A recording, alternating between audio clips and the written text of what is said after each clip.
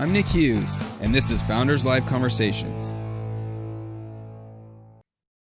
I want to welcome you to Founders Live Conversations. I am Nick Hughes, the founder and CEO of Founders Live. Really excited to have a special guest today, James Vanreusel from Vanreusel Ventures. So excited to have James here. And I also want to thank Galvanize for helping organize and put together and really be a partner for this Founders Live Conversations. Before we get started, I want to bring Alicia in to say hi from Galvanize and just give a little shout out as well from Galvanize and our partnership that we have with them. So Alicia, how are you doing today? I'm doing great. Thanks for asking. And thanks so much for this partnership. So I'm Alicia Hutchinson. I work at Galvanize Seattle. We are a tech community with software engineering and data science boot camps across 8 different campuses in the country. We also do co-working and we do events. And we're partnering with Founders Live. Starting this month, we're going to do like a co-partner conversation every month.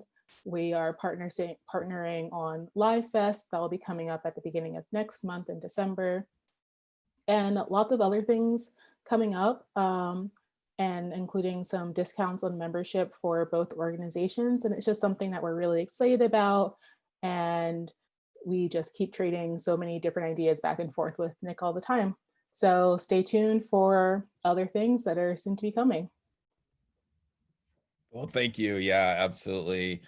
Alicia, so excited to have, brought together our 2 organizations and, first and foremost by, putting together these occasional conversations, highlighting individuals and leaders that come around out of your community and out of your platforms. And so we're excited. So thank you. And at this time, I want to bring in James Vanreusel. James, how are you doing today? I'm doing great, thanks. Yeah, thank you. I'm doing well. Thank you so much. And so, this is Founders Live Conversations, where we interview and have a great conversation with entrepreneur and someone that has gone before us to share all their wisdom and all their thoughts and share their journey as well. And so the ground rules here today is, James and I will be having a conversation. I have a number of different topics I would like to cover, but also this is a group conversation, like I said earlier, and we want to include you all. If you have thoughts, if you have questions, if you have something to add to the conversation, feel free to make note in the chat, or take yourself off mute, and then it's I'll be able to see that and be able to bring you in the conversation as well. But we will start with definitely a few questions and conversation between James and I, and all that. And what we're really talking about today, and James, is, as you tell us a little bit more about your background, we want to talk about financing and finances in 2021. We're coming to the end of the year here. It's a lot of, I would assume a lot of businesses are looking at 2021 planning and budgeting and thoughts of how to approach next year. So we really want to talk about those sort of things. But first and foremost, James, please introduce yourself, give us a little bit more background on yourself and Vanreusel Ventures for us. Sure. Yeah. My background is I'm originally from Europe. I grew up in Belgium. Went to college in England, and then really wanted to come over to the States, and so decided that the best way to do that is to go to business school on a student visa. So I went to Rice University down in Texas. Had a little bit of a culture shock coming from England, but it was a lot of fun. And then from there, got a job at an investment bank in San Francisco, and did that for about a year, because I was getting up at 3:30 in the morning with stock market hours, and moved to New York. Same company, same job. Did that for another 7 years, and then got tired of the whole Wall Street thing and decided I wanted to get into something more social. And so met a guy at a conference who was running a microfinance network, and became his CFO for 5 years full time, and then got married, moved back to San Francisco, and wasn't quite sure what I wanted to do. I just knew I didn't want to do the full-time gig anymore.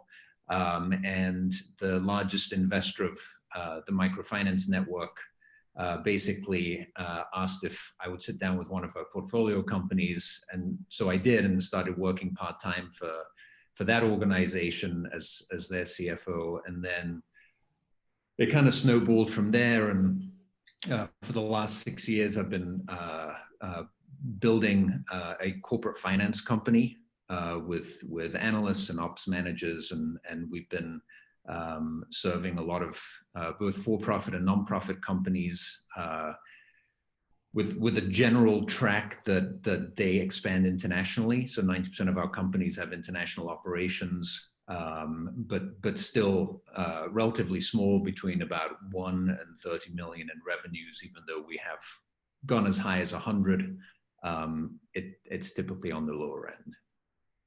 Oh, very nice, very nice. Thank you for the background. And so understanding are you in the Bay Area currently? I am, yeah. I'm sitting in the Galvanize offices right now. Oh, very good. Yeah, been there. Great spot, definitely. Before we get too much into a lot of the meat of what we want to talk about, I just kind of want to touch on, like, hey, how are you doing? We're in the middle of a COVID crisis and a pandemic that we're now in, what month?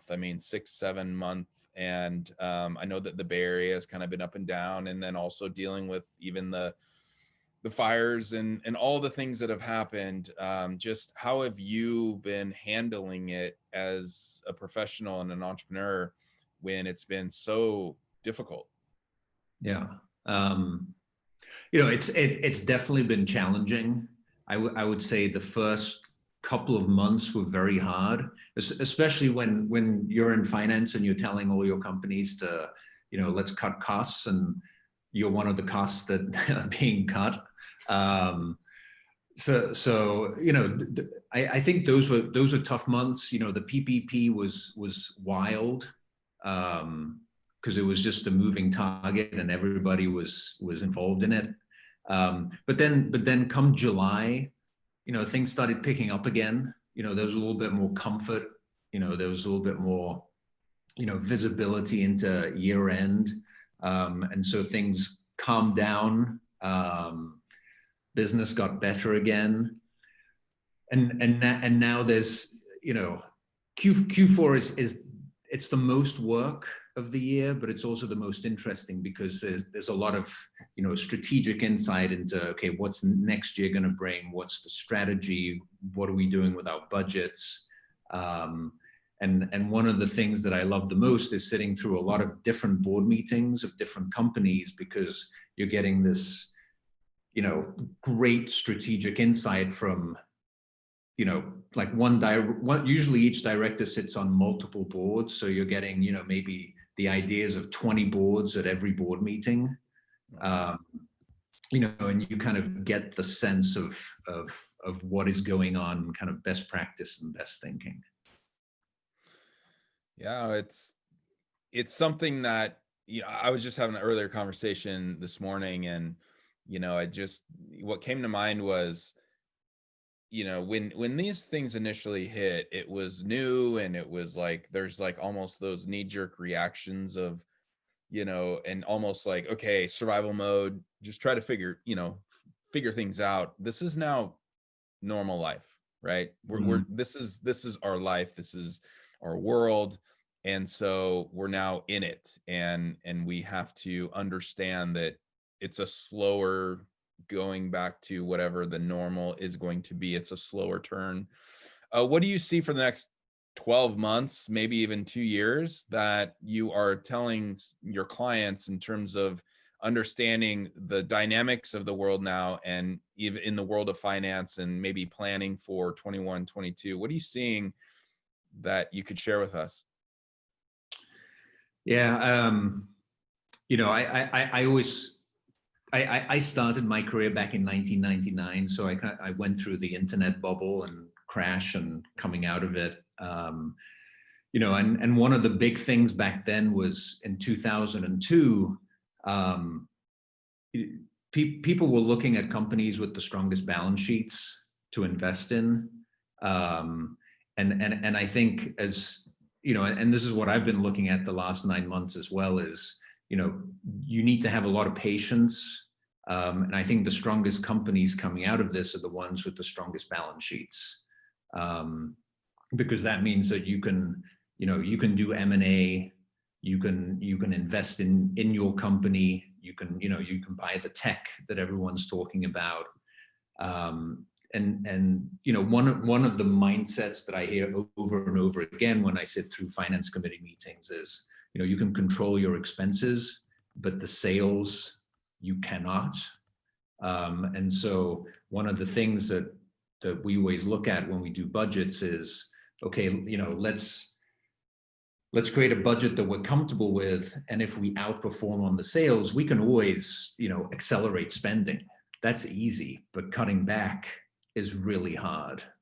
And so, you know, one of the things that, you know, we're in discussions with companies is when we look at next year and we look at funders, whether it's for-profit or non-profit, you know, people that come back over and over again to give money, they're going to want to see that you're a good steward of your money and that you've thought about COVID, and that you're looking at, you know, what are the ratios in your expenses, you know, people to tech investments, people to sales, all these ratios, and are they still aligned? Because a lot of companies, you know, they've cut a lot initially, but there's you know, you have to look at it over and over again. I always say that, you know, every month everything is on the chopping block, and you've got to reassess, you know, do we still need this?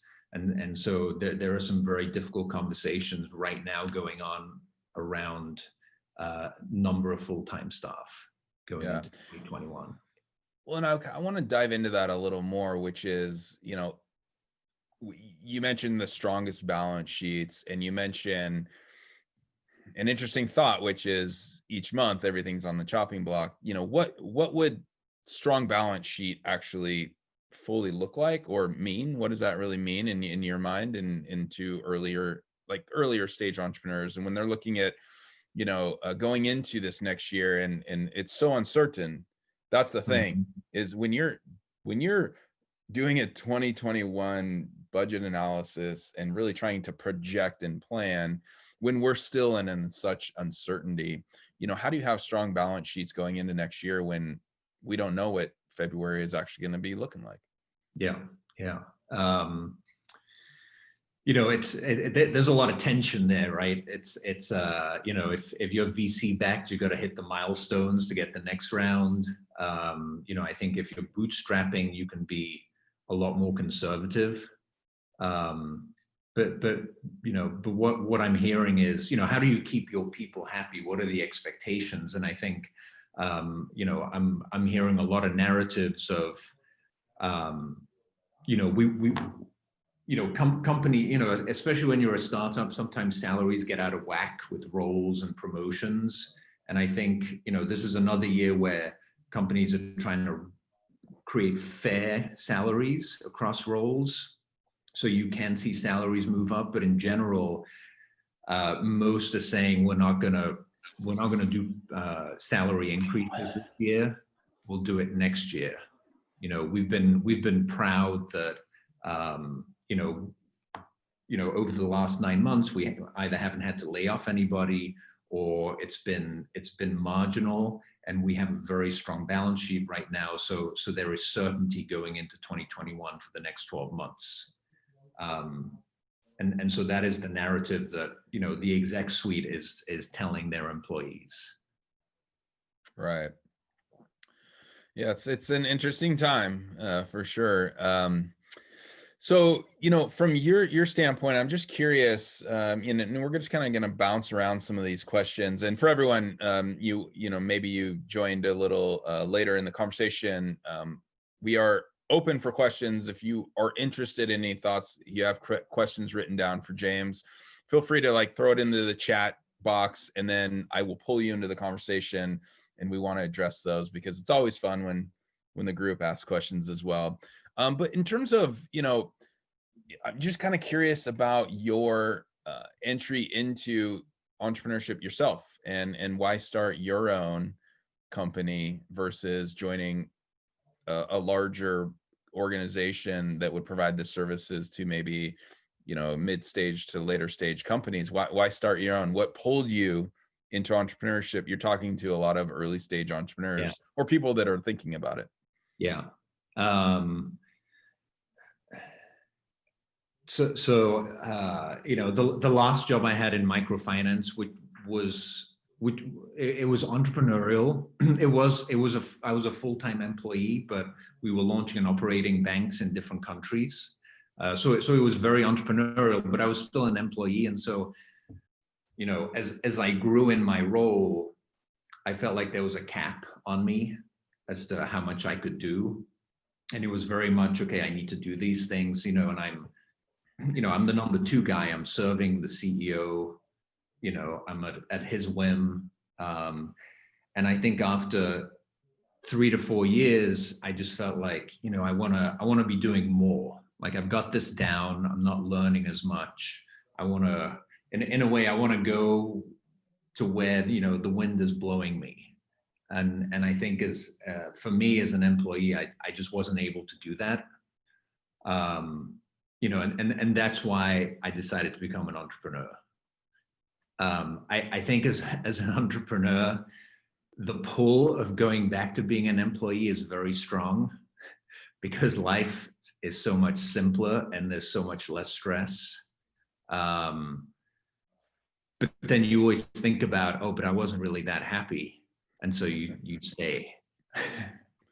Well, it brings me to, I heard this the other day, actually a new partner of ours for Founders Live, which we're gonna be doing these sort of talks with her and her company, definitely going into 2021. So I'm excited about that. And she said something slightly similar, which was, so there's like 2 sides of this coin, which was she currently is working for a large organization, and she said, I am now, so basically in January we'll be going in, flipping into launching my own company. And she said, I am at an age where it's getting really uncomfortable how comfortable I am. And it's getting like, she's seeing that she almost was becoming a bit complacent because, consistent salary, and, she's like, my life is great. She's like, this is fine. But she almost became aware of like how much she wasn't doing to push herself forward, the challenge. Mm-hmm. And I think that that's a really interesting choice where she said, I'm going to go do I'm going to choose the harder road. I want to challenge myself because I know that there's more to it, and there's more to me than even being in this great company, earning this salary, whether I push myself hard or not. And so I think it's fun. It's interesting that you essentially mentioned that as well. But then the flip side is like, oh man, when we're in it, when we're in the fight, and we're like, God, I'm working so hard, and yet I could just go work for a larger corporation and earn this or more and not be working this hard. So there's a tension there. And I think the pull of entrepreneurship is for the people that both, it's not just money, it's more like per my time that I'm spending, or the limited amount of time that I have here, I want to have maximum impact. And I know that I can do that in my own organization. So do you feel the same way? I do. So I feel the same way with regards to the impact. But I think, I also love learning. And so I feel comfortable being uncomfortable. And it's something you learn as well. One of the things I had to learn was, how do I go from being the number 2 of a company to being the number 1 of a company? And it's very, very different, because you're accountable, you're responsible. And I just listened to a couple of podcasts from Reid Hoffman's podcast with Barry Diller about learning and unlearning, and they're great episodes. And it really resonated with me of how Barry Diller just he goes in, let's say 5 years, learns it, is an expert, and then says, I'm bored. I want to do something that I had never done before. And in a way, that's what I'm interested in as well. When COVID hit, and things quietened down quite a bit, I thought, maybe I should just, economy's going to tank. Maybe I should look at buying a company. So I joined an M&A group, paid for that, been looking around a little bit, haven't done anything. I joined an investment group, joined a business accelerator group, just, it's quiet. So let me learn more stuff. Let me meet new people. Let me network in areas that I'm interested in, and then kind of see what grows from that.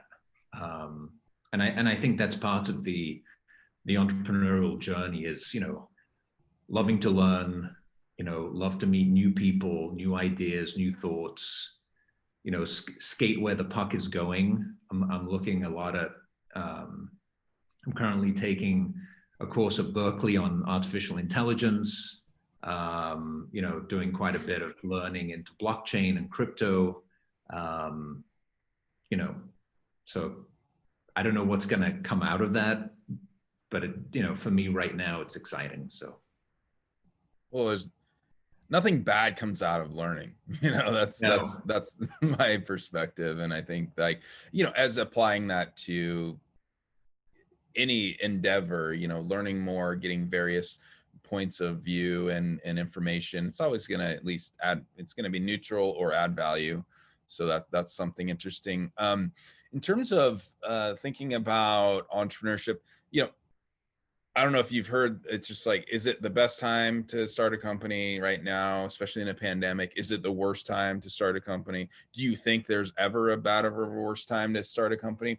What do you think if someone was looking now, maybe they're listening and they're saying, I'm ready? What would you say to someone right now in terms of, is it a good time to start it, bad time? Thoughts on creation right now?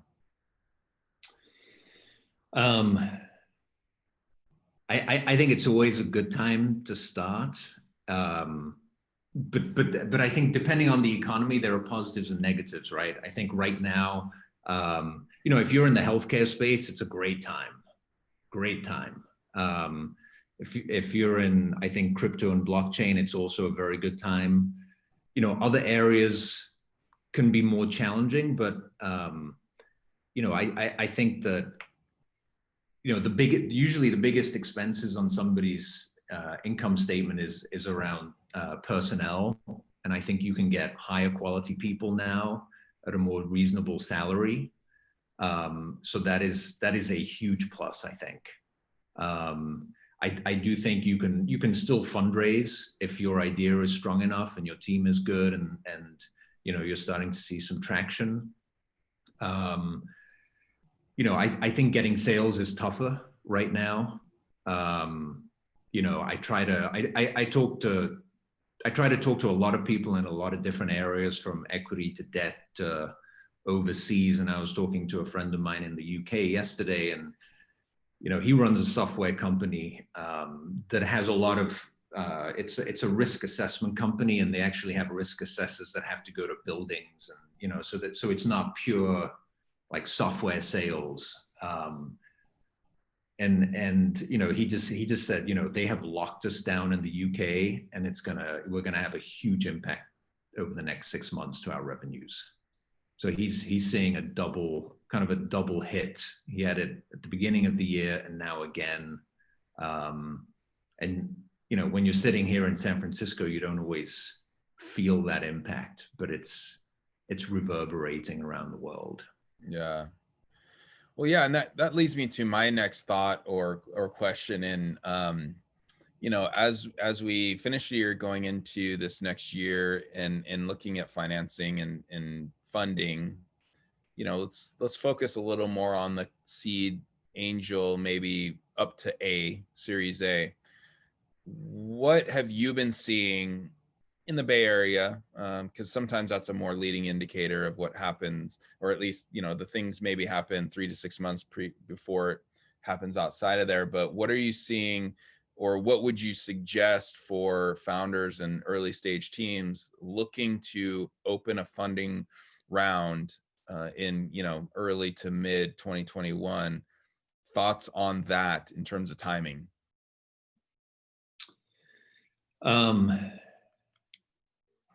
I would say timing is always good.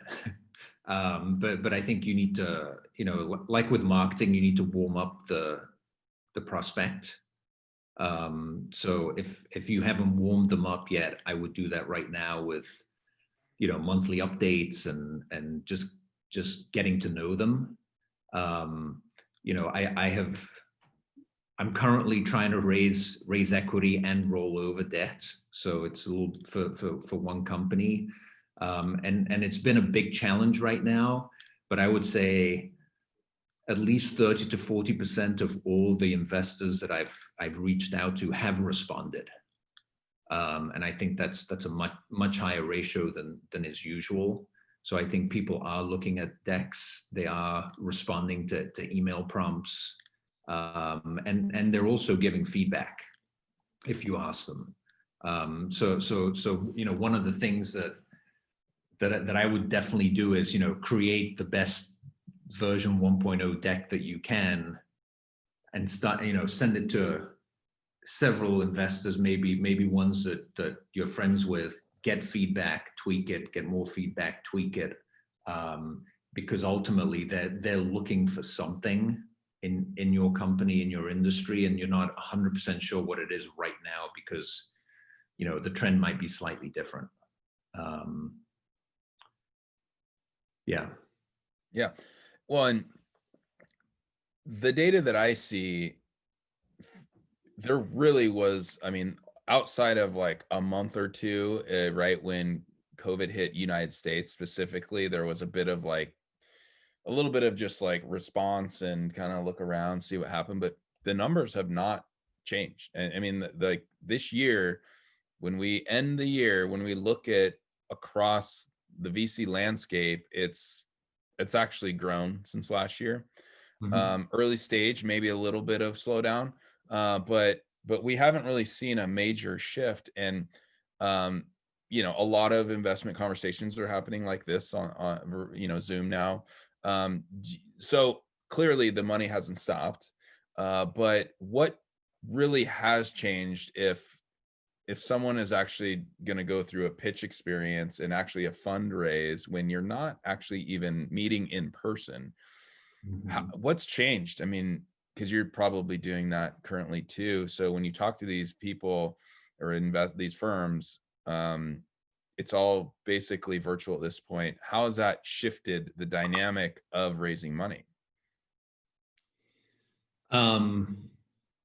I mean, you know, I think right now the investors have more power, for sure, and they're trying to get lower valuations, and I've seen that. But that being said, you know, they are still willing to put in all the money that they would have done before. You know, because it's Zoom, everybody can meet with a lot more investors as well. So I think it's more likely you will get an audience because there is more time for them to do meetings. You know, yeah, I don't think that much has changed. You know, when I talked last week, I talked to a big venture debt fund, and he just said, you know, middle of March, pencils down across the board, and then he said middle of April, like everybody picked them up and it was back to work. And he said some firms, you know, and he mentioned SVB in particular, you know, came back with a vengeance, he said. Mm. So, Yeah, you know, they really viewed it as an opportunity to dig in, gain market share. How do you think it, or do you think it shifts fully back when things do get a little bit back to what we would consider normal? Or do you think a lot more of the funding activity will be distributed virtual and less in-person interactions than pre-COVID?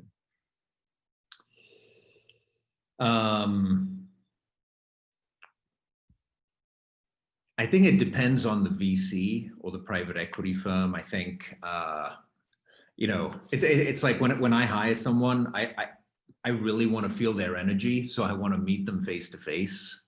So I can see, you know, for bigger funding rounds, that they might ask to see you in the office. But I think in general, I think people will try to push it as much as possible over Zoom.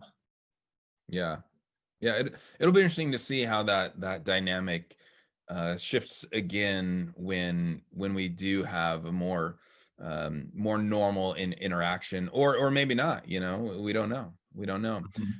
Hey, I wanted to bring in, so you know, Manny asks, you know, you mentioned SVP. Was that SVP or SVB?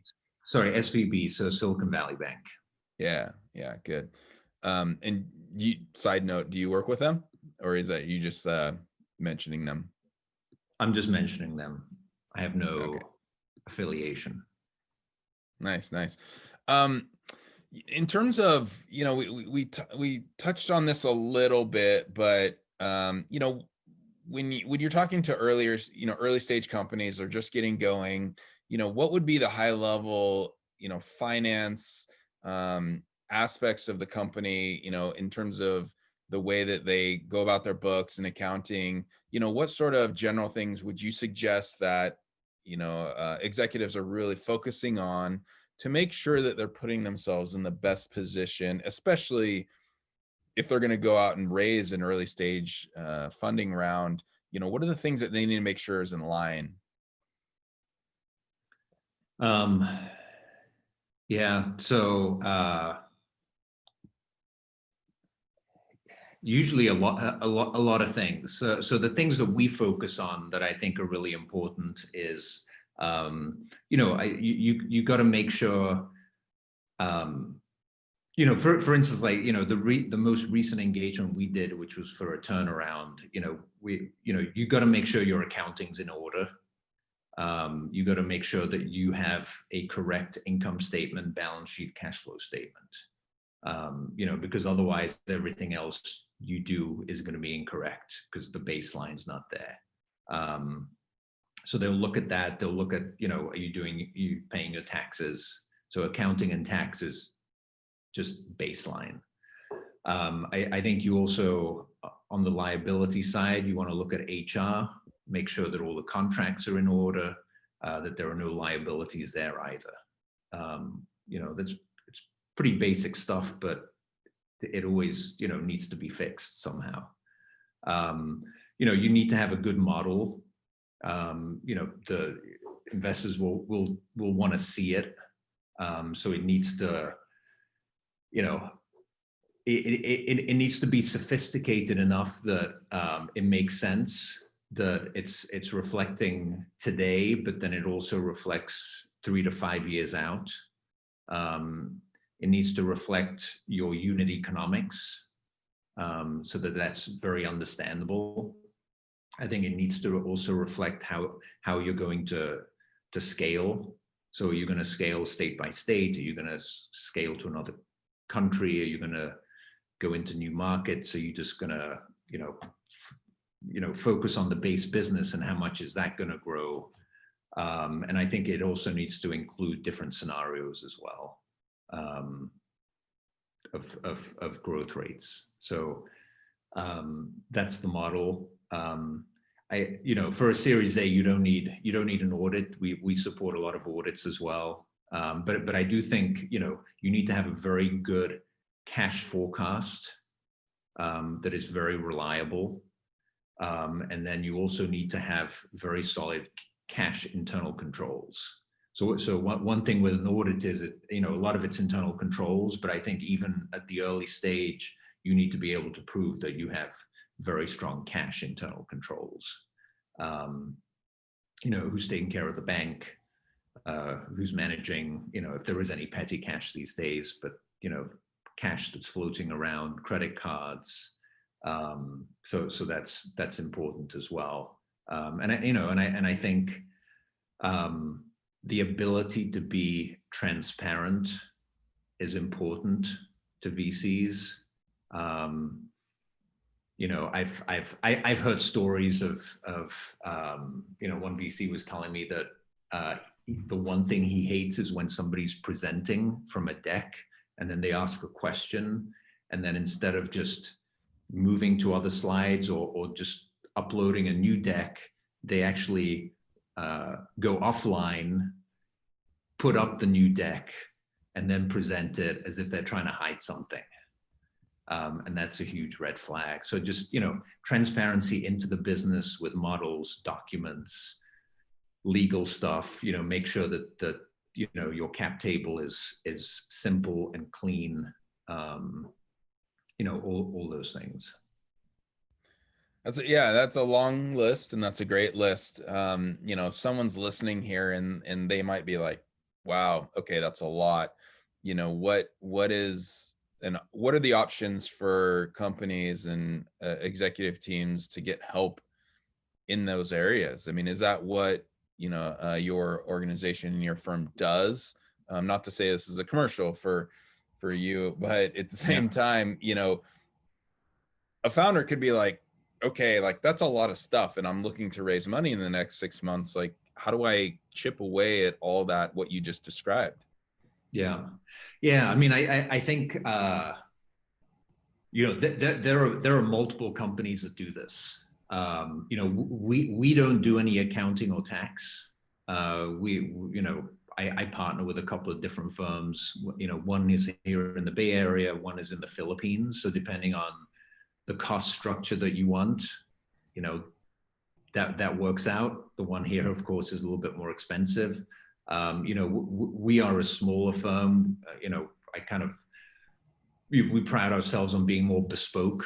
So we will work directly with you. There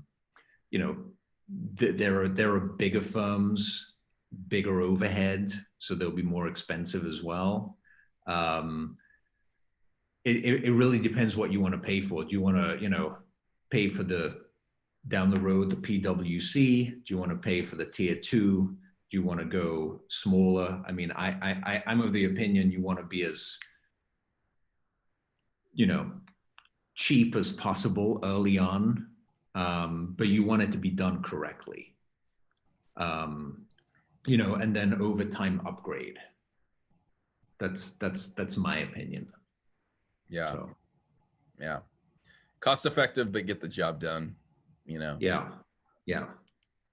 Very good. And until you, if you're going to IPO, then yes, go with Ernst & Young and PwC, but, until then, it just doesn't matter.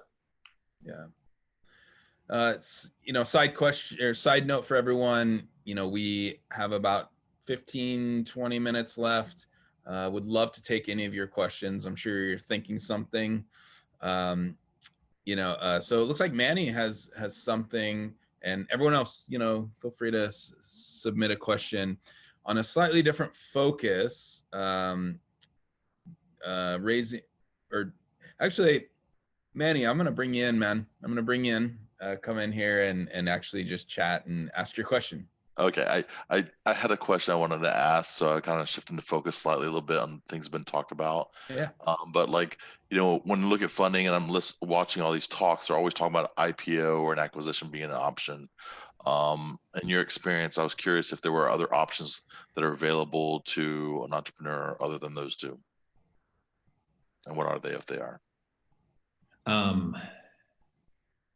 There are other options. Right, you can get bought out by your partners. You can be acqui-hired as well.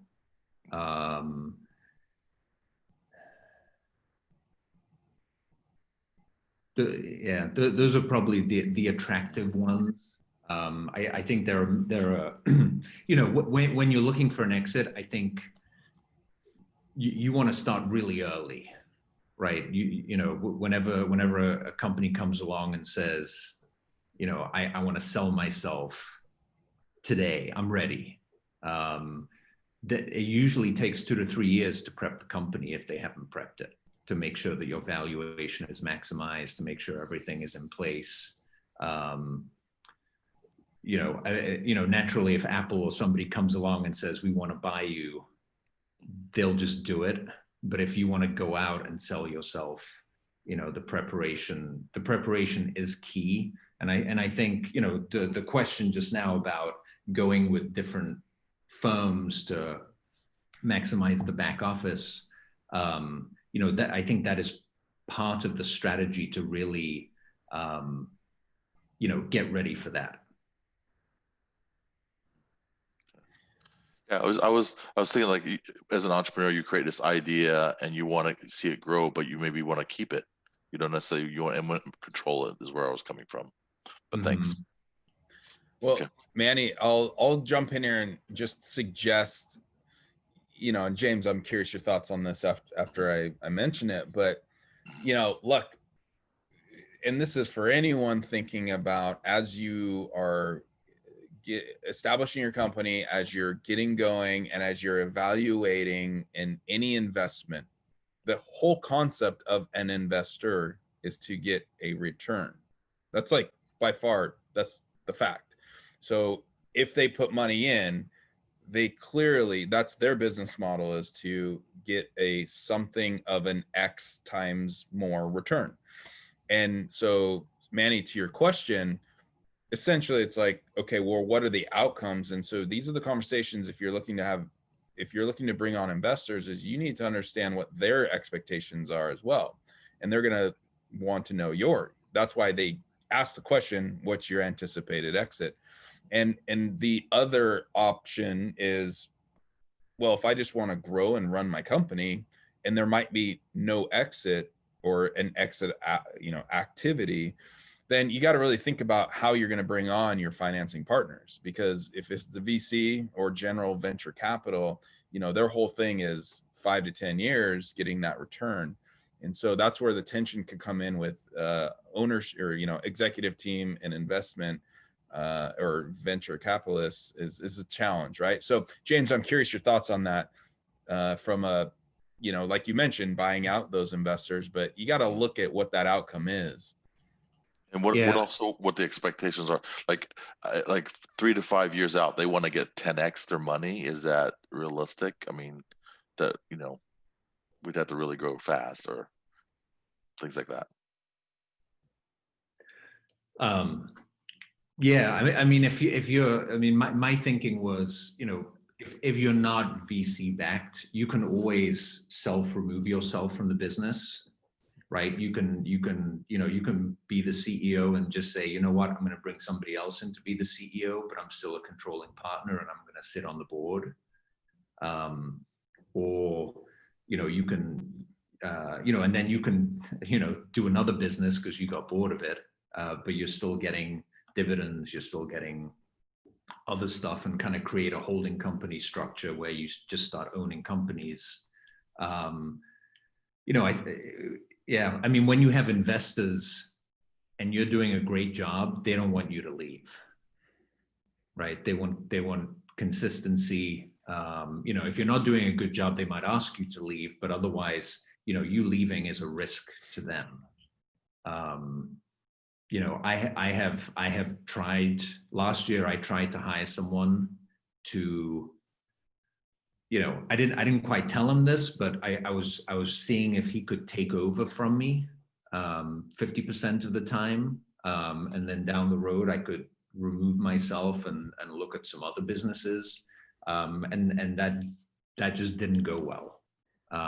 So there is risk to doing that.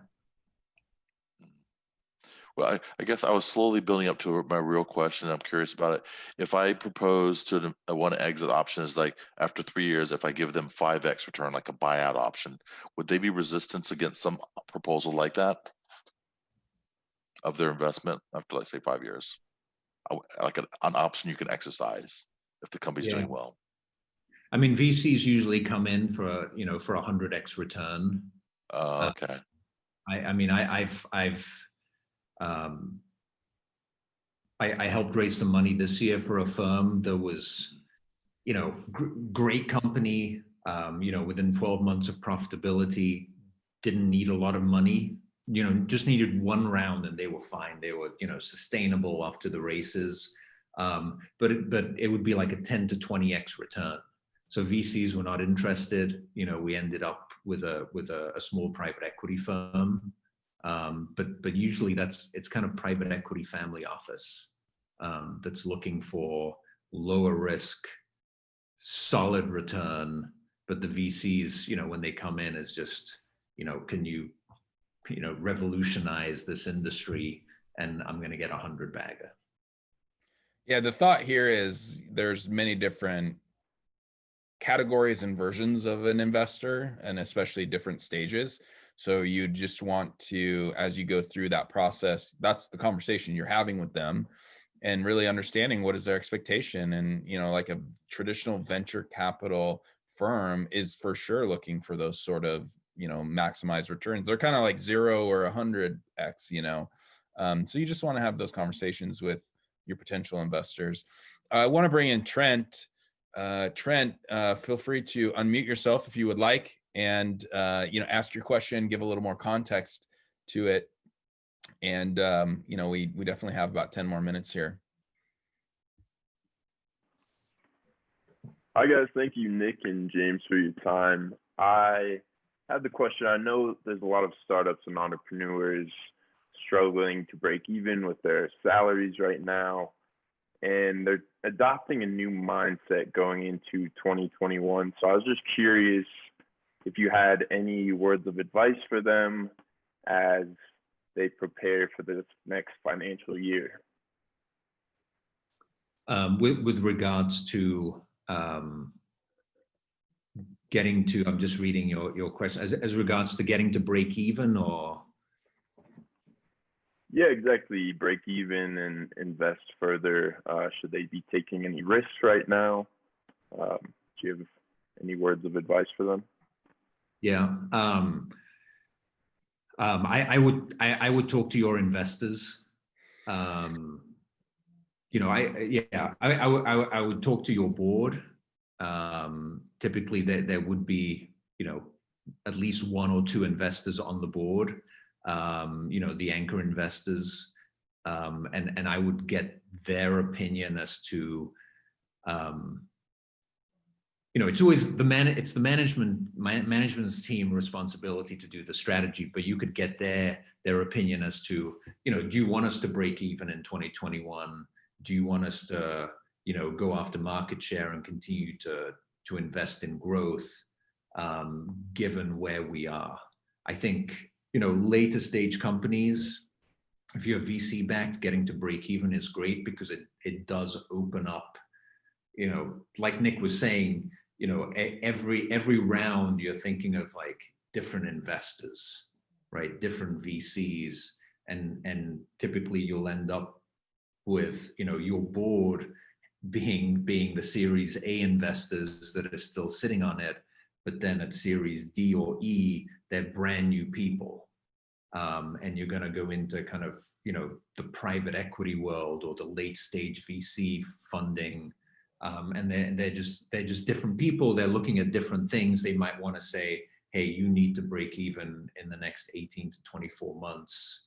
That is the plan here for you to be successful. So I would get their feedback.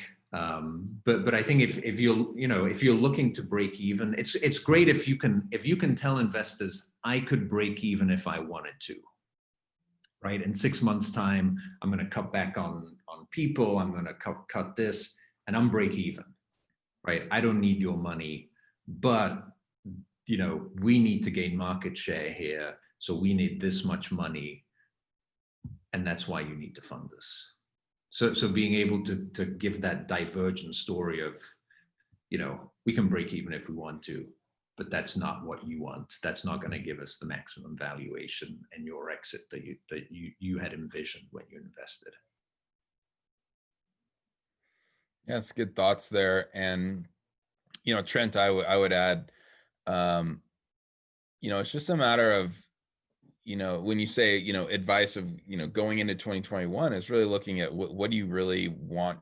What do you want to accomplish next year? You know, like James said, is it break even, or is it, you know, we want to go gain market share? Usually gaining market share requires an investment and expenditures, right? Got to go raise money to go spend more to go gain that market share. So, you know, maybe a thought for you and for others is, we spend some time to really determine what do you want the next year to look like, if not 2 to 3 years. What does that look like? And you then back out of that to say, okay, well, we're gonna need this amount of budget. You know, we're gonna need this amount in the bank. So we're gonna need to, you know, we would like to go raise X amount of money to go achieve those results. Those are the things that I would suggest, of spending some more time peering into your question. It might seem like you're not necessarily sure what you want 2021 to look like. So spend some time to actually map that out, and then you'll know some of the ways to go about that over the next 3 to 6 months. Wonderful. Well, thank you for the insight on that. Sounds like really defining that roadmap of what you would like to see in the next 3 to 5 years is a great way for companies to address some of those challenges they're facing now. Yeah, good job, good thought. We have just a few more minutes. Anyone else, feel free to either write in the chat box, or, you know, take yourself off mute, you know, add a comment. You know, you've got James right here before we're logging off here. So, you know, it's kind of an open room to say hi, or, you know, even just a closing thought of that matter. I know Alison's on here. Alison, you want to unmute and say hi and just give your quick thought? Yeah, hi everyone. First off, I want to say hi to everybody at Galvanize. I love working at Galvanize. Not there right now, but I do love it. I mean, I don't really have too many thoughts about this. I mean, I thought it was a great conversation, but I don't have too many questions. It all kind of makes sense. So I didn't have too much to add to the conversation, but I did enjoy it. Well, thank you. Yeah, good to see you. Yeah, anyone else? This is your last opportunity for any sort of, you know, questions. Well, James, you know, where can people reach out to you, learn more? Maybe they want to ask a question offline. Sure. Yeah, but my email is james@vanreuselventures.com. The website is vanreuselventures.com. You know, anyone can email me, and I'll respond. Great. Yeah, I'm in your boat. Simple email. Just keep it simple. Yeah, that's awesome. Alicia, I want to bring you back in. Thank you so much from Galvanize. You know, parting words on your end. Thank you so much, and thank you, James. Yeah, this was really enlightening. I feel like my final thought is, wow, I really know some people that could have benefited from this conversation, and I really wish they were here. And yeah, but thank you so much. We are going to have more of these coming up. Galvanize will be promoting them on our website and our social media. If you have any questions about Galvanize, you can email me at alicia.hutchinson@galvanize.com. It's a little bit longer, but you can like look on our website and call any of our numbers, and it should forward to the right person if you have more questions about not just events or not just the Seattle campus. Yeah, that's all I can think of, but this was great. Thanks Yeah, so much, thank Nick. you. You're welcome. Thank you, Alicia. Thank you, Galvanize, for all this. And one last plug, I would say we have our Founders Live Fest 2020. It's our, we've never had a summit before, and this is just a nice way to do a 2020 version. It's definitely a mini summit. It's gonna be exciting. We have Galvanize involved and other partners that are come in and talk. We have some keynotes. I will be giving a really great, exciting what's coming down 2021 announcement. So don't miss that. And pitching finals. We have 5 finalists from around the world, 4 different countries. Actually, 5 different countries. Apologize. And really exciting to have all that happen. We will crown one startup from around the world that will be the top startup from Founders Live in 2020, and then awesome networking and exciting stuff to connect with others around the world. So December 2nd, Founders Live Fest, check that out. And we're pretty much out of time. So thank you all for participating, hanging out today. And yes, we do these Founders Live conversations frequently. So keep your eyes out for the next one.